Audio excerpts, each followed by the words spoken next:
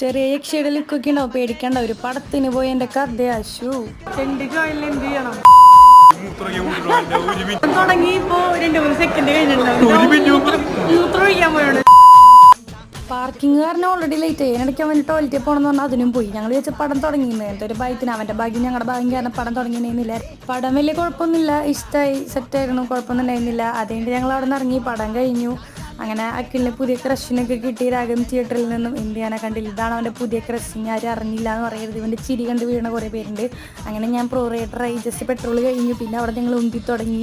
തുഴഞ്ഞ് ഞങ്ങൾ അലീഫ സീസിൻ്റെ ഹോസ്റ്റലിൽ ഫ്രണ്ടിലെത്തി. അങ്ങനെ അവൻ്റെ അടുത്തൊരു കുപ്പി സംഘടിപ്പിച്ച് പെട്രോൾ അടിക്കാൻ വേണ്ടി പോയി. പെട്രോൾ അടിച്ച് അവൻ്റെ അടുത്തൊരു നന്ദിയും പറഞ്ഞു കഴിഞ്ഞപ്പോഴാണ് ഞങ്ങൾക്ക് ഒറ്റ മൈൻഡ് കയറി വന്നത്, ഇത് ചായ. അങ്ങനെ നട്ടപ്പാതിരിക്ക് ചായ കുടിക്കാൻ വേണ്ടി ഞങ്ങൾ കുറുക്കഞ്ചേരി എത്തി. ആ ലൈസ് പൊട്ടിക്കുന്ന ടെൻഷൻ എന്ന് വെച്ചാൽ 2 പൊട്ടിച്ച് കഴിഞ്ഞാൽ അവൻ തന്നെ എടുക്കേണ്ടി വരും. ഇവിടെ ഗൂഗിൾ പേ ഇല്ലാന്നേ. അങ്ങനെ പൈസയൊക്കെ സെറ്റ് ചെയ്ത് ചായയൊക്കെ കുടിച്ച് ഒരു ശുഭദിനമായിരുന്നു. എന്നാൽ ശരി, ബൈ.